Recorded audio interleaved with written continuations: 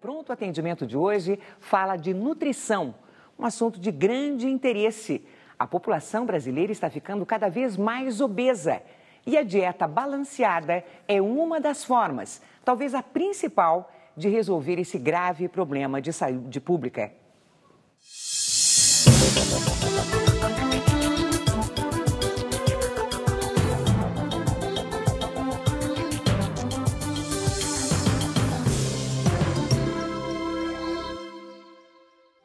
Se você tem dúvidas sobre nutrição, mande a sua pergunta aos endereços do Pronto Atendimento na internet. Anote aí, twitter.com/patendimento, tudo junto, e prontoatendimento@tvcultura.com.br.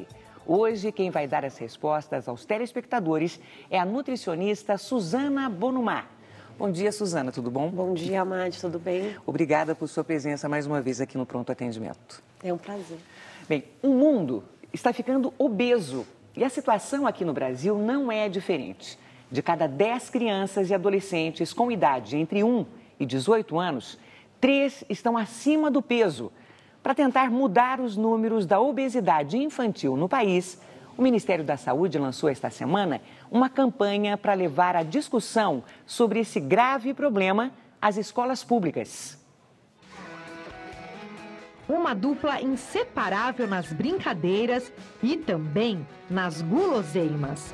As primas Caroline, de 12 anos, e Eduarda, de 5, são fãs de refrigerantes, doces e até pão com ketchup. Gosto de comer salgadinho, chocolate, bolacha, sorvete. Andréia, mãe de Carol, pega no pé da menina e por experiência própria. Afinal, a obesidade faz parte da vida dela. Há 2 anos pesava 120 quilos. Foi quando fez uma cirurgia de redução de estômago, procedimento que só foi adotado depois de esgotadas todas as alternativas para a perda de peso. E quando doenças que colocam a vida em risco começaram a aparecer. Andréia não quer que tudo isso aconteça com a filha, que pesa 10 quilos acima do ideal. As crianças brasileiras estão a cada ano mais pesadas. Os últimos dados da pesquisa de orçamentos familiares do IBGE mostram que 1 em cada 3 crianças com idade entre 5 e 9 anos está acima do peso recomendado pela Organização Mundial de Saúde. Nas outras faixas etárias, até 18 anos, nossos brasileirinhos também estão mais gordinhos. Na década de 70, o excesso de peso atingia 10% desse grupo e em 2009 passou para 30%. É uma doença que aparece desde a infância até a idade mais velha e que tem uma tendência de aumento em todo o mundo nos últimos 30, 40 anos.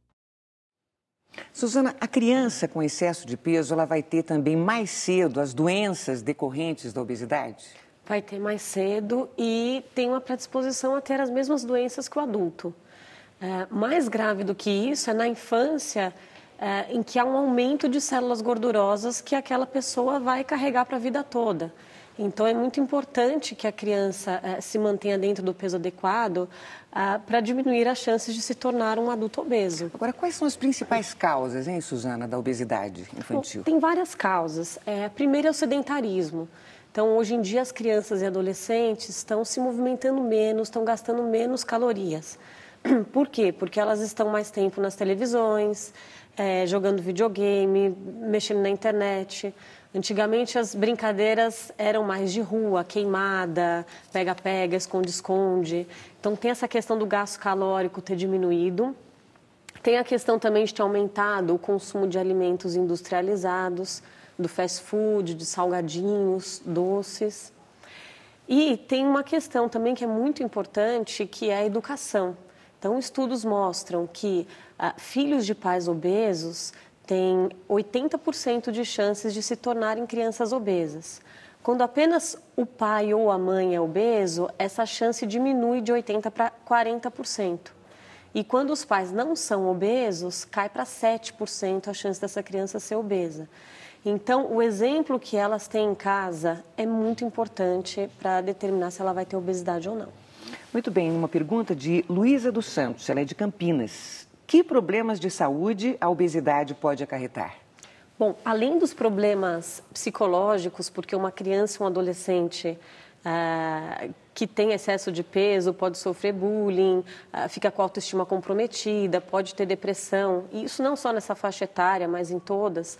A obesidade pode trazer problemas como pressão alta, problemas cardiovasculares, diabetes, lesões ortopédicas, musculares, problemas de pele, enfim, uma infinidade de problemas por conta da obesidade. Você acha que a prática de exercícios físicos ela é importante, além de uma dieta, nesse caso? É fundamental. Essa dupla é a mais segura e a mais eficaz para perder peso e se manter em forma.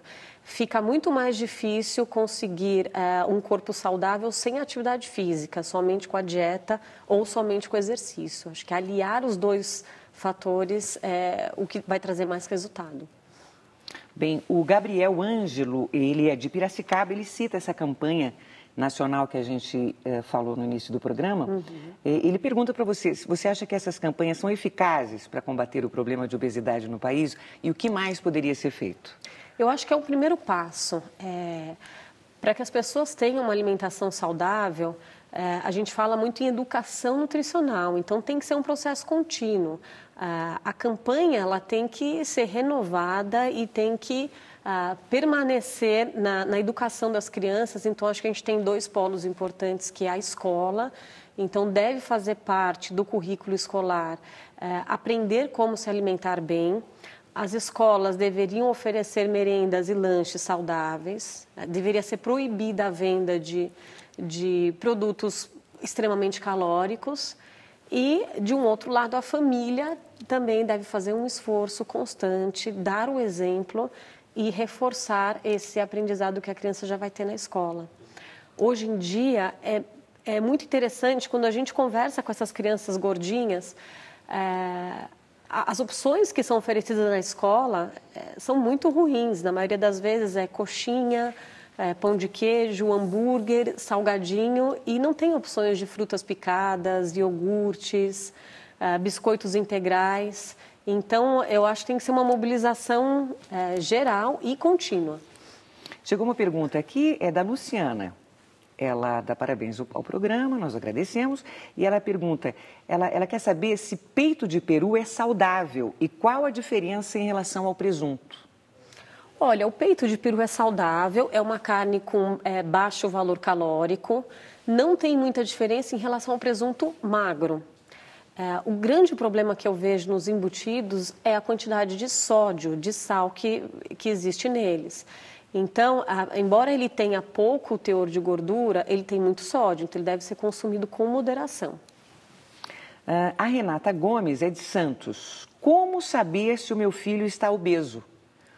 Porque existe uma diferença entre obesidade e sobrepeso, não é isso, Exatamente. E como a criança ela faz parte do desenvolvimento dela, eventualmente tem um excesso de peso para depois promover o estirão... Promover? O estirão, o crescimento rápido. É importante que os pais também não fiquem apavorados com um ganho de peso.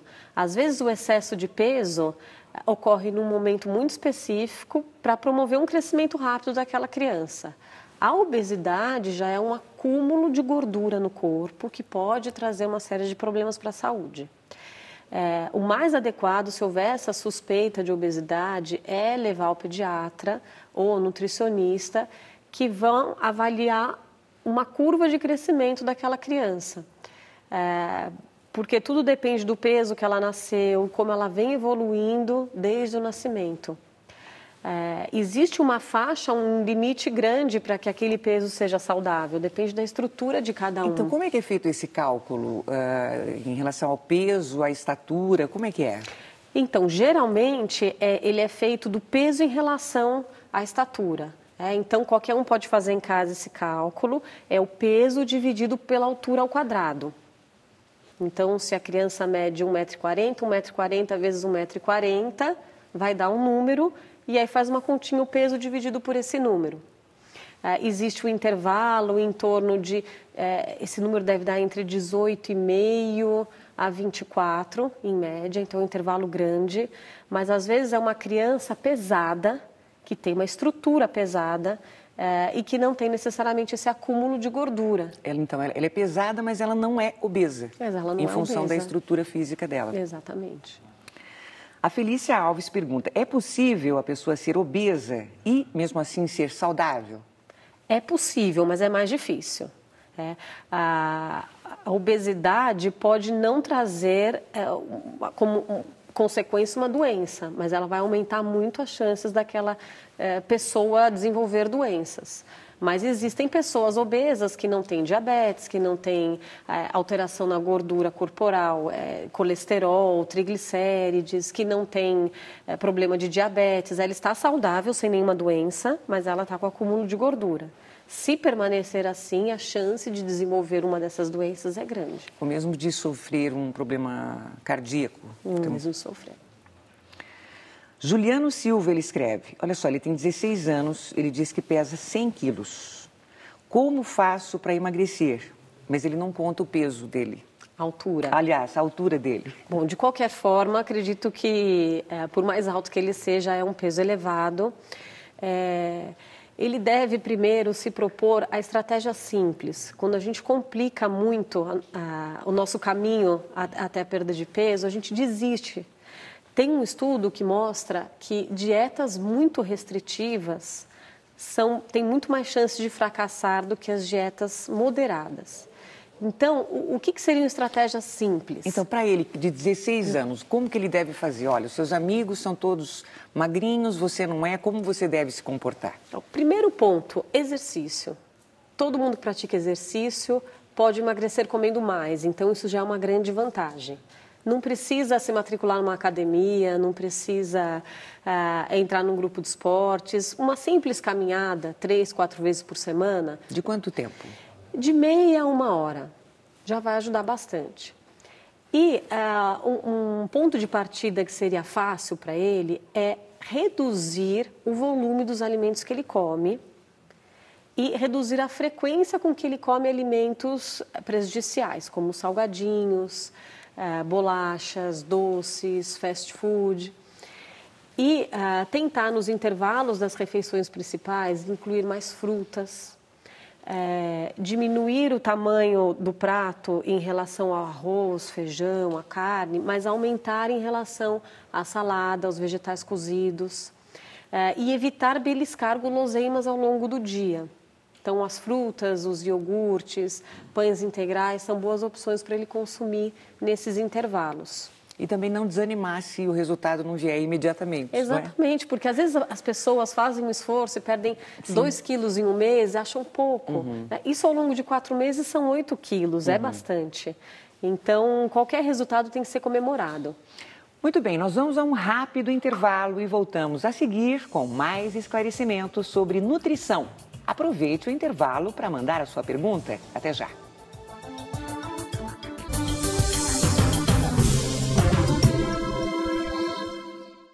Estamos de volta com pronto atendimento. A nutricionista Suzana Bonumar está aqui respondendo as perguntas do público. Suzana, chegou uma pergunta agora do João Roberto. Ele elogia o programa. Obrigada, Roberto. Nós todos agradecemos. Ele pergunta, o aparecimento de espinhas tem alguma relação com alimentação? Olha, o aparecimento de espinhas tem uma grande relação com questões hormonais. Então, é um problema muito mais hormonal do que alimentar. Agora, uma alimentação equilibrada pode ajudar a amenizar o problema. Uma alimentação rica em fibras, que vem dos alimentos integrais, frutas, ajuda a eliminar as toxinas do corpo e vai manter a pele mais pura, mais limpa. Também evitar alimentos muito gordurosos evita esse aumento de oleosidade da pele. O chocolate, por exemplo. Chocolate, por exemplo, os amendoins, as castanhas. E alguns estudos mostram que determinadas pessoas podem ter espinha pelo consumo exagerado de leite, principalmente leite integral. De qualquer forma, ainda a melhor estratégia é manter a pele sempre limpa e procurar ter uma alimentação rica em fibras e bastante hidratação ao longo do dia. Como é uma alimentação rica em fibras? Vamos dar um exemplo para o telespectador. Então, uma alimentação rica em fibras seria uma alimentação trocando pão branco por pão integral, trocando o arroz branco pelo arroz integral, incluindo grãos como feijão, lentilha, grão de bico, aumentando o consumo de saladas cruas e aumentando o consumo de frutas e, quando possível, frutas com a casca. A Marina Sanches pergunta, o peixe cru é recomendado para crianças a partir de que idade? Olha, eu recomendo para crianças a partir de 2 anos. É mais seguro que esse peixe seja oferecido em casa e quando for consumido num restaurante, é importante verificar se esse restaurante possui o certificado da vigilância sanitária que garante que a qualidade e a procedência do pescado é boa.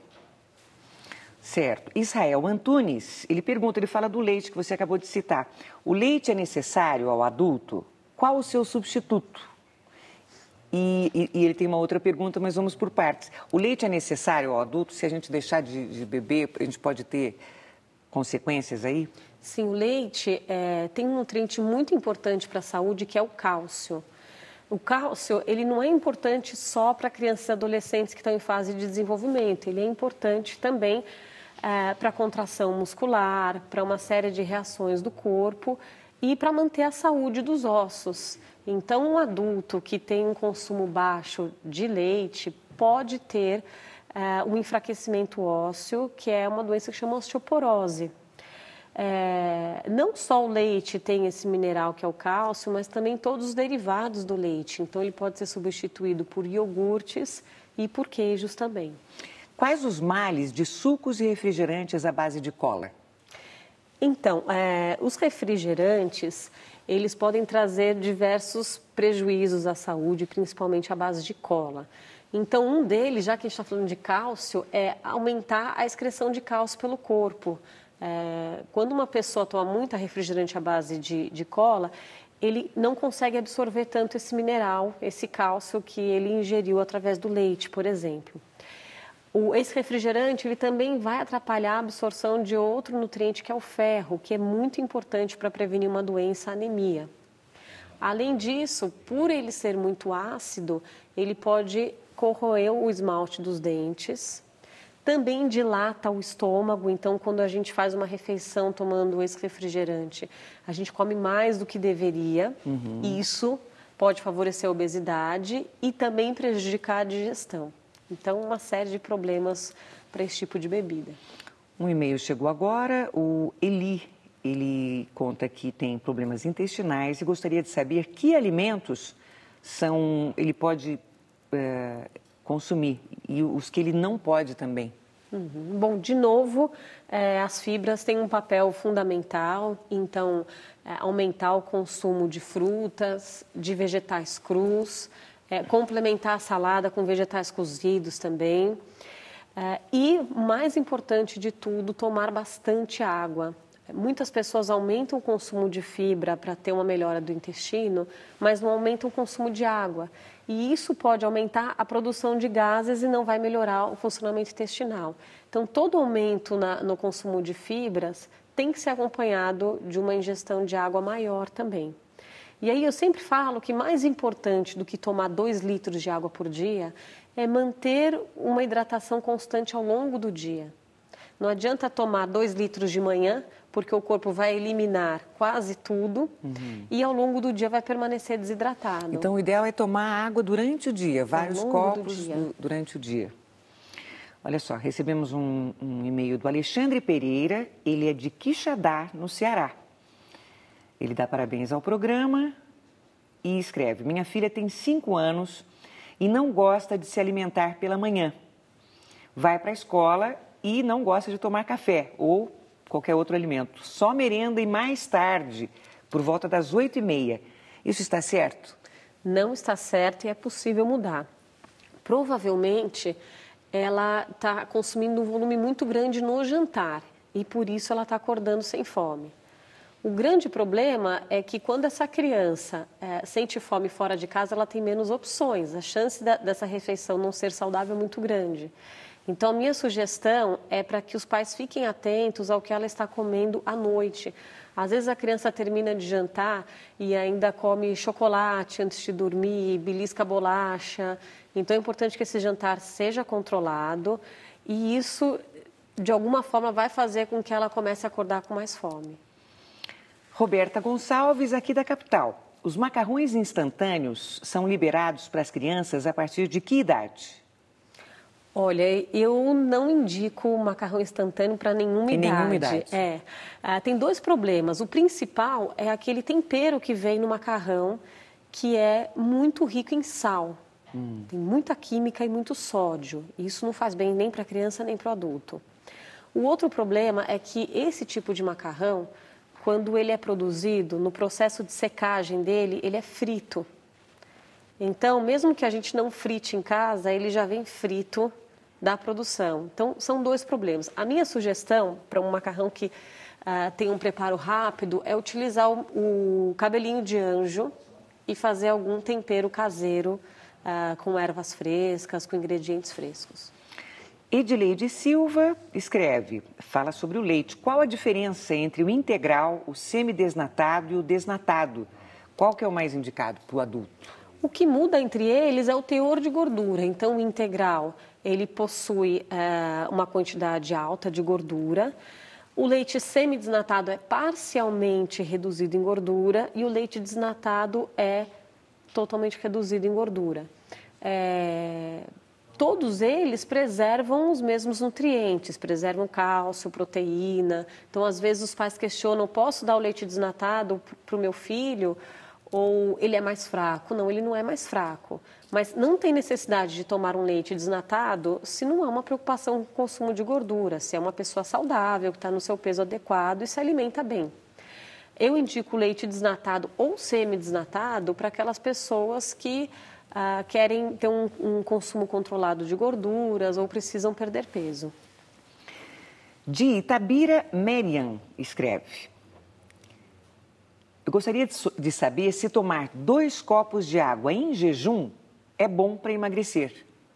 Não, é bom para... É uma lenda, então? É uma lenda. É bom para despertar o metabolismo, para limpar as toxinas, mas isso não vai promover nenhuma queima calórica que ajudaria na perda de peso. Então, só para repetir, então, a água ela deve ser tomada durante todo o dia e não só 2 litros em determinado período. Algumas pessoas podem até ter uma necessidade menor que 2 litros, de 1,5 litro, e não tem nenhum problema tomar esse volume, desde que seja bem fracionado.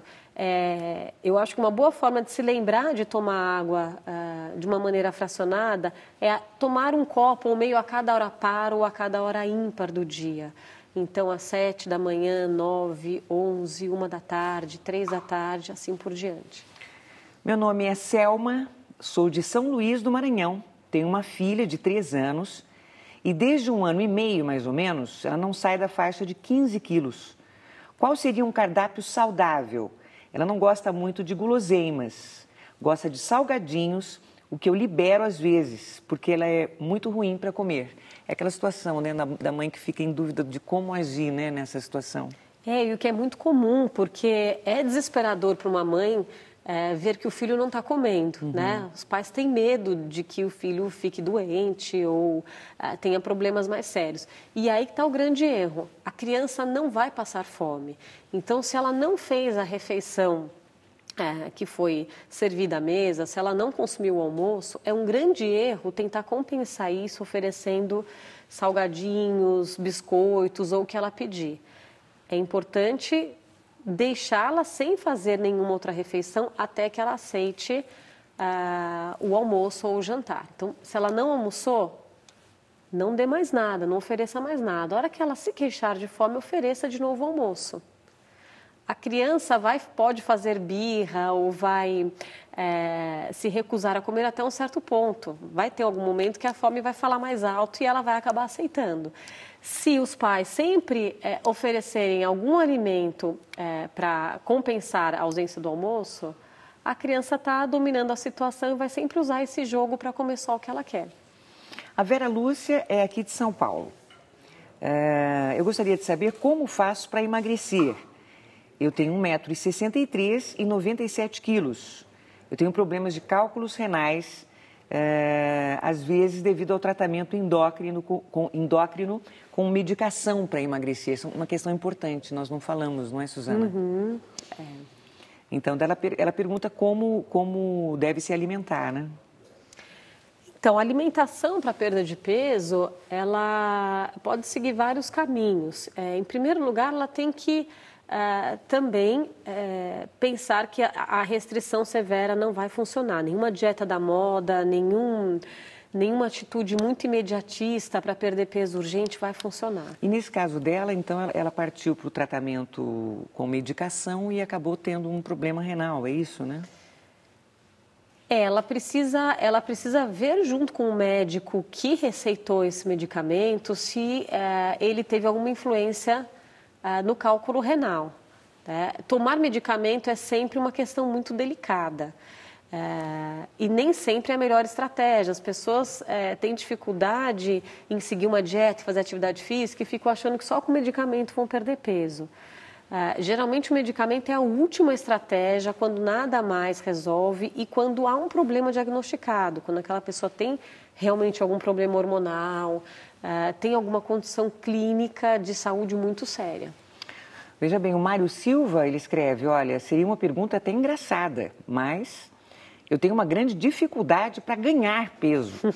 Existe tratamento para isso? Olha, por incrível que pareça, é mais difícil ajudar uma pessoa a ganhar peso quando ela não tem facilidade do que perder peso. Mas sim, é possível. Provavelmente é uma pessoa que tem um gasto calórico natural do corpo muito grande e que também não tem um apetite muito grande. Então, para essas pessoas, eu sempre indico que consumam alimentos com alta concentração calórica. Por exemplo, uma colher de sopa de granola tem o mesmo valor calórico que um pão francês. Então, se essa pessoa quer ganhar peso e não tem muito apetite, é melhor comer a granola, que ele vai conseguir comer 5, 6 colheres de sopa, do que comer o pão francês, que vai saciar muito e ele só vai conseguir comer um. Né? Comendo 5 colheres de sopa de granola, ele está comendo quase 5 pães franceses. Então, buscar esses alimentos que são altamente calóricos, mais saudáveis. É o caso da granola, do azeite, das castanhas, da aveia.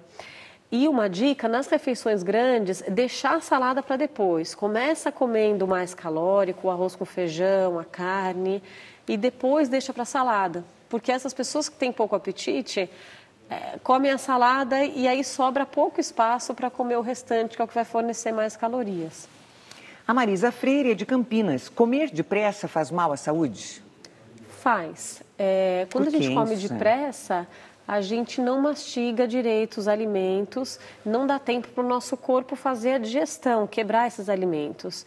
Então, é importante uma mastigação lenta para que os sucos gástricos comecem a quebrar o alimento na boca, depois para que, enfim, todas as enzimas participem desse processo de quebra do alimento. Quando uma pessoa come muito rápido, ela não só vai ter dificuldade de aproveitar os nutrientes, como ela pode ter muitos gases ao longo do dia, porque aquele alimento fica fermentando no intestino.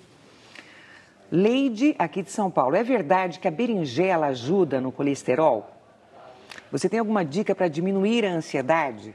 Ela diz que chega às 9 da noite, vai direto para a geladeira e geralmente procura coisas calóricas. Ela pede uma ajuda até para tentar diminuir essa ansiedade.